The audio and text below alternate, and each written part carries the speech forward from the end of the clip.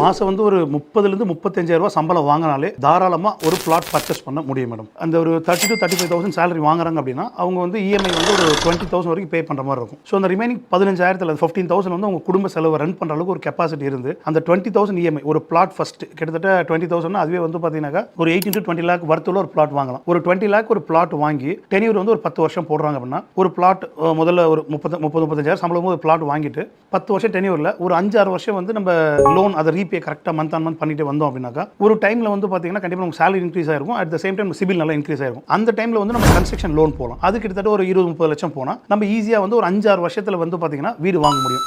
இதில் ரெண்டுமே இருக்குது.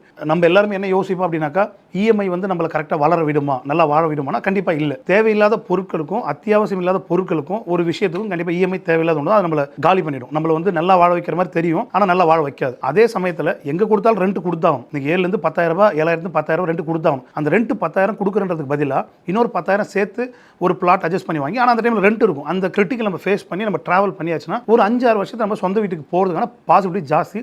பட் இதில் ஃபினான்ஸ் மேனேஜ்மெண்ட் இருக்கணும் மேடம், பண்ண முடியும்.